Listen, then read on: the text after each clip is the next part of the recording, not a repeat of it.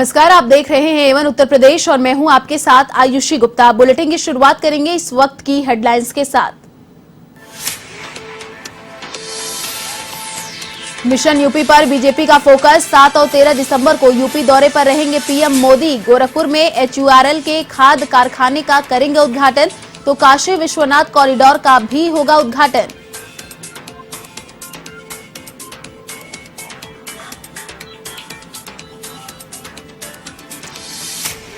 लखनऊ में भी मनाया गया विश्व दिव्यांग दिवस। मुख्यमंत्री योगी ने दिव्यांगजनों को किए उपकरण वितरित। विशेष विद्यालयों की प्रदर्शनी का भी किया शुभारंभ।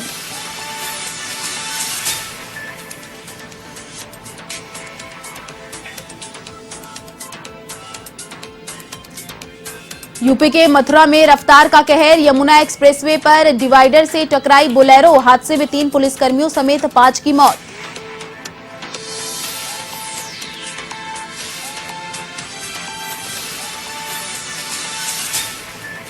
लखीमपुर खीरी कांड से जुड़े वकील पर हमला। किसान संयुक्त मोर्चा की ओर से पैरवी कर घर लौटते समय ट्रक ने मारी टक्कर। पीड़िता ने कराया मुकदमा दर्ज।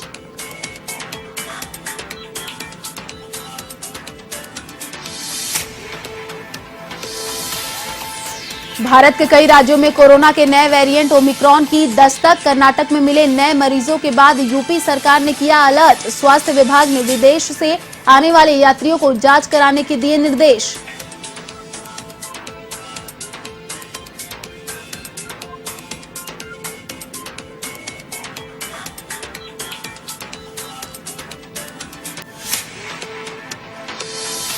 और अब खबरें विस्तार से। साल 2022 में होने जा रहे उत्तर प्रदेश विधानसभा चुनाव से पहले प्रधानमंत्री नरेंद्र मोदी 7 दिसंबर से राज्य के दौरे पर होंगे। इस दौरान आपको बता दें वो शुरुआत गोरखपुर से ही करेंगे। गोरखपुर में प्रधानमंत्री एचयूआरएल के खाद कारखाने का उद्घाटन करेंगे।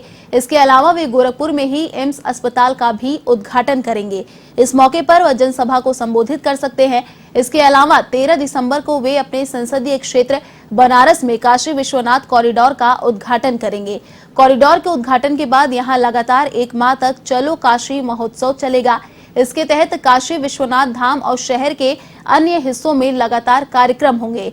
वहीं जिला पंचायत अध्यक्ष मेयर के सम्मेलनों के अलावा ओडीओपी खेल प्रतियोगिता, रंगोली प्रतियोगिता सहित अन्य कार्यक्रम भी चलते रहेंगे। आपको बता दें कि काशी विश्वनाथ धाम का काम 90% से भी ज्यादा पूरा हो चुका है।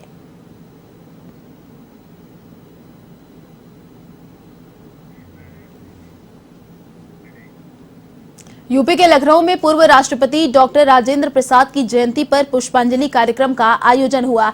इस दौरान मुख्यमंत्री योगी आदित्यनाथ ने पूर्व राष्ट्रपति की प्रतिमा पर पुष्पांजलि अर्पित की, साथ ही उनके जीवन पर प्रकाश डाला। इस मौके पर सीएम योगी ने लोगों को संबोधित भी किया और राजेंद्र प्रसाद के पद चिन्हों पर चलने का आह्वान किया।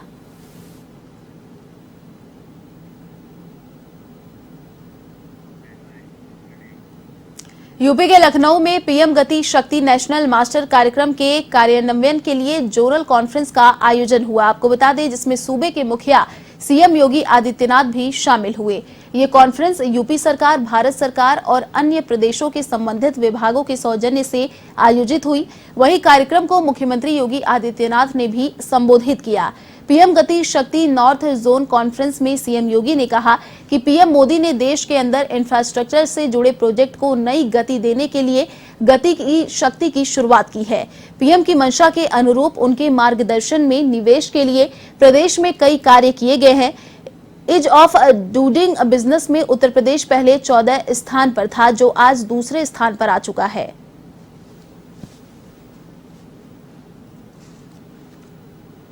आयोग के सदस्य शेख मित्तल जी, प्रदेश सरकार के मुख्य सचिव CR के तिवारी जी, अपर मुख्य सचिव औद्योगिक विकास अरविंद कुमार जी,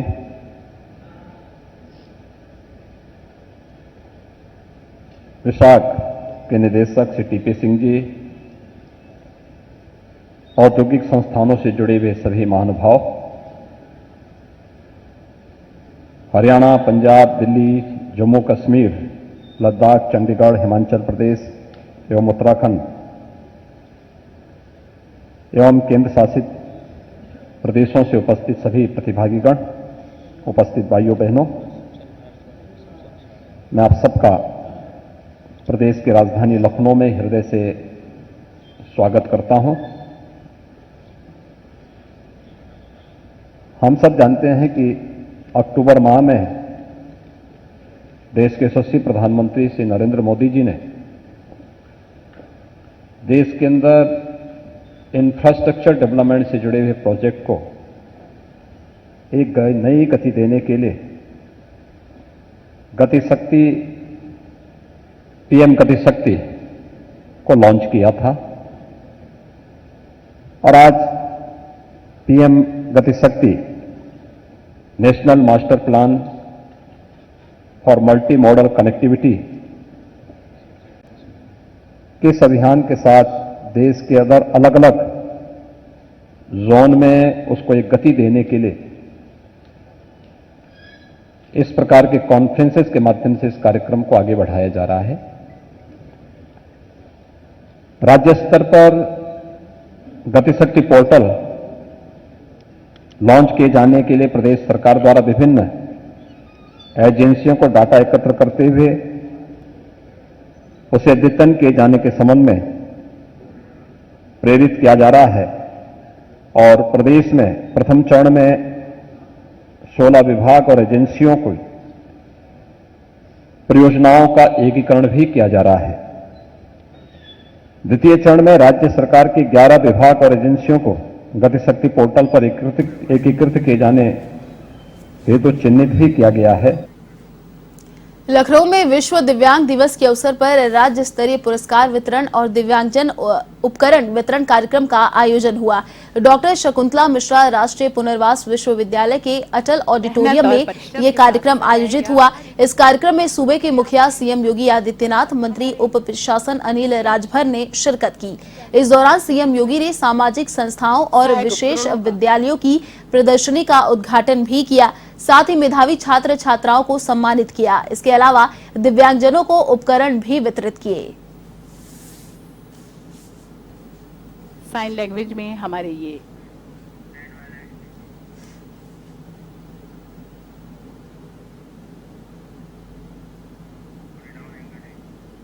यूपी के मथुरा में यमुना एक्सप्रेसवे पर हुए दर्दनाक हादसे में 5 लोगों की मौत हो गई। सुरीर क्षेत्र में हुए हादसे में मध्य प्रदेश पुलिस के 3 जवानों समेत 5 की मौत हो गई। वहीं 3 लोग गंभीर रूप से घायल भी हो गए। टीकमगढ़ के बुडेरा पुलिस आरोपित के रिश्तेदार को लेकर हरियाणा के बहादुरगढ़ में दबिश के लिए जा रही थी। घायलों को अस्पताल में भर्ती कराया गया है। जानकारी के मुताबिक मध्य प्रदेश के बुडेरा क्षेत्र से एक किशोरी को पिंटू नामक युवक बहला फुसलाकर अगवा कर ले गया। ऐसे में बुडेरा पुलिस को युवक की लोकेशन हरियाणा के बहादुरगढ़ में मिली। युवक को गिरफ्तार कर किशोरी की बरामदगी करने के लिए पुलिस की टीम समेत अन्य लोग बोलेरो से बहादुरगढ़ के लिए जा रहे थे। तभी यमुना एक्सप्रेसवे पर माइलस्टोन 80 के पास बोलेरो डिवाइडर से टकरा गई। टक्कर इतनी जबरदस्त थी कि बोलेरो के परखच्चे उड़ गए। हादसे में 3 पुलिसकर्मियों समेत 5 की मौत हो गई। इधर मुख्यमंत्री योगी ने गंभीरता लेते हुए मृतकों के परिजनों के प्रति हार्दिक संवेदना प्रकट की है। साथ ही जिला प्रशासन को निःशुल्क इलाज करने के निर्देश दिए हैं। थाना सुरी क्षेत्रांतर्गत यमुना एक्सप्रेसवे हाईवे पर माइलस्टोन 80 के निकट एक बोलेरो वाहन डिवाइडर से टकराकर पलट गया, जिसमें 5 लोगों की मृत्यु हुई एवं 3 अन्य घायल हुए हैं। मृतकों में एमपी पुलिस के कुछ जवान एवं कुछ प्राइवेट व्यक्ति भी हैं, जिनके नाम head constable Bhavani Singh, constable Kamlendra, महिला कांस्टेबल हीरा देवी, प्राइवेट वाहन चालक जगदीश एवं जनता का व्यक्ति रवि जी है। खबर यूपी के कन्नौज से है, जहां वेतन न मिलने से परेशान कर्मचारी ने फांसी का फंदा लगाकर आत्महत्या कर ली। जानकारी के मुताबिक मृतक लिपिक अशोक तालग्राम ब्लॉक में तैनात था।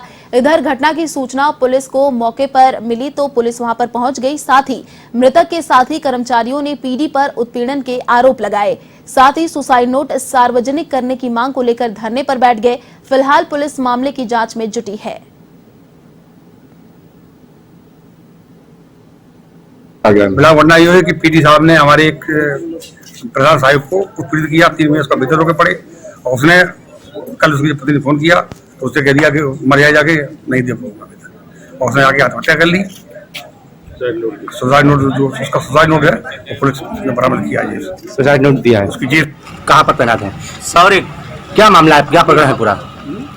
यहाँ पे एक अशोक कुमार थे बड़े बाबू, उनको टॉर्चर किया गया अधिकारियों द्वारा, किस तो अधिकारी उसने द्वारा? फांसी लगा ली।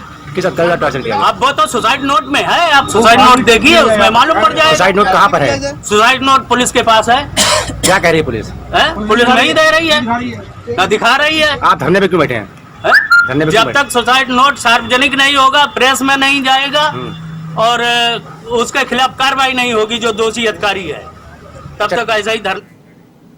यूपी के लखीमपुर खीरी कांड से जुड़ी बड़ी खबर। लखीमपुर हिंसा कांड से संबंधित वकील पर हमला हुआ है। आपको बता दें, लखनऊ से लौटते समय ट्रक ने पीछे से जोरदार टक्कर मार दी। बाल बाल बचे अधिवक्ता अमान लखनऊ हाईकोर्ट में वकालतनामा दाखिल करके वापस आ रहे थे। अमान, आपको बता दें, संयुक्त किसान मोर्चा के अधिवक्ता अमान है।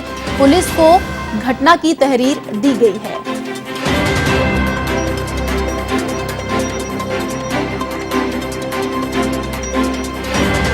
तो लखनऊ हाईकोर्ट में वकालतनामा दाखिल करके वापस आ रहे थे अमान।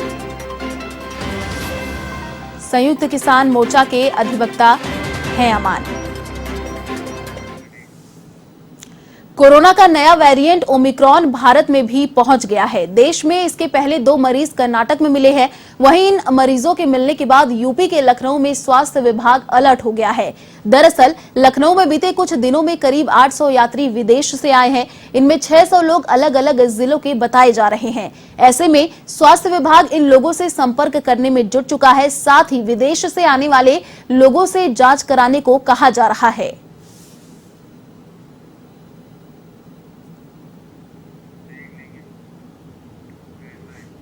दुनिया भर में खतरे का पर्याय बना कोरोना का नया ओमिक्रॉन स्ट्रेन लोगों के लिए परेशानी का सबब बना हुआ है। इस नए वेरिएंट से खतरे के मद्देनजर लखीमपुर खीरी स्थित दुधवा नेशनल पार्क में अलर्ट जारी किया गया है। ऐसे में सभी सैलानियों और स्टाफ के लिए मास्क की अनिवार्यता की गई है। ऐसे में नियमों का पालन न करने वालों के खिलाफ कार्रवाई की जाएगी, साथ ही जुर्माना भी लगाया जाएगा।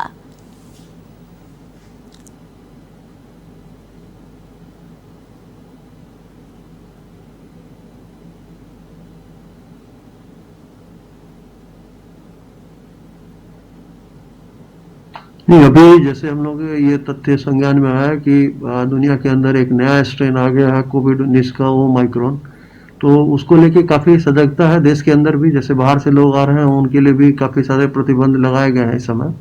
तो पार्क प्रशासन भी इसको लेके सजग है और अभी हम लोगों ने ये निर्धारित किया है कि कोई भी व्यक्ति जो भी वहाँ पर पर्यटन के लिए आ रहा है वो मास्क का निश्चित तौर पे प्रयोग करेगा और उसके बगैर उसको इजाज़त नहीं होगी अंदर जाने की। उसी प्रकार से जो गाइड्स हैं उनसे भी अपेक्षा की गई है कि वो ये सुनिश्चित करेंगे कि जो पर्यटक अंदर जा रहे हैं वो मास्क धारण करें, और यदि इसका उल्लंघन कर रहे हैं तो गाइड के ऊपर भी कार्रवाई होगी। पर्यटक के ऊपर भी 500 रुपये जुर्माने लगाने का प्रावधान जो है वो रखा गया है। कुछ गतिविधियों पर भी पहले राइडिंग अन्य गतिविधियों पर भी रोक लगाई गई।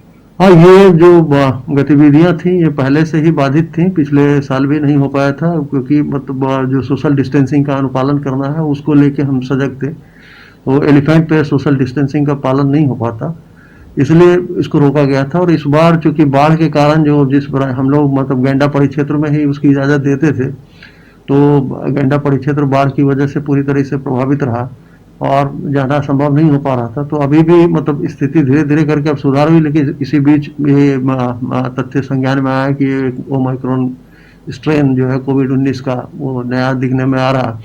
तो इसको लेके भी अभी हम लोग जब तक पूरी तरीके से सब व्यवस्था सुचारू नहीं होती है और ये नहीं लगता कि देश हमारा खतरा। खबर यूपी के चंदौली से है, जहां एक व्यक्ति का ट्रेन से गिरने का वीडियो सोशल मीडिया पर तेजी से वायरल हो रहा है। आपको बता दें, ये घटना पंडित दीनदयाल उपाध्याय रेलवे स्टेशन की बताई जा रही है। हालांकि रेलवे सुरक्षा बल के जवानों ने रेल यात्री की जान बचा ली और उसका समुचित इलाज कराकर घर पहुंचने में भी मदद की।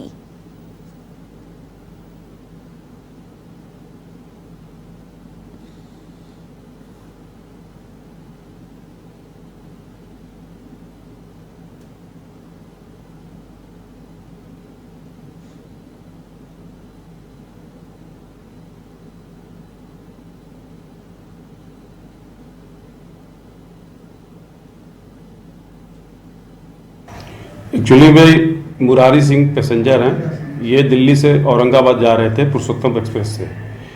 ये ट्रेन खुलने के बाद चढ़ने गए, ये पैर फिसल गया, ये नीचे गिर गए। तब तक जीआरपी और आरपीएफ के कर्मचारियों ने देखा, गाड़ी को रोका करके फिर इनको नीचे से ऊपर लाया गया। हल्की फुल्की चोट थी, फर्स्ट ट्रीटमेंट करा करके इनको ट्रेन में बैठाया। प्रयागराज में राष्ट्रीय शिल्प मेला 2021 का आयोजन हो रहा है। यहाँ एक और पंजाबी जूती शिल्प की धूम है, वहीं लखनऊ के चिन्हट के टेराकोटा और कश्मीर के शॉल, भागलपुरी सिल्क, सांगनेरी प्रिंट की राजस्थानी चादरें, चंदेरी सिल्क की साड़ियों ने दर्शकों को अपनी ओर आकर्षित किया है। साथ ही अलग अलग राज्यों के प्रसिद्ध व्यंजनों ने भी जुबान का स्वाद बढ़ाया। आजमगढ़ के बहुचर्चित लोक गायक हृदय मिश्रा ने अनूठे अंदाज में दर्शकों को मंत्रमुग्ध किया और दर्शकों की तालियां बटोरी। ब्रज मंडल से आए जितेंद्र पराशर और साथी कलाकारों ने मयूर नृत्य की प्रस्तुति दी और राधा कृष्ण की लीलाओं को जीवंत किया। मध्य प्रदेश के छिंदवाड़ा से आए कलाकारों ने गौंड जनजाति का पारंपरिक शैला और गैंडी नृत्य को प्रस्तुत किया। इस अवसर पर केंद्र निदेशक सुरेश शर्मा ने दर्शकों का आभार भी व्यक्त किया।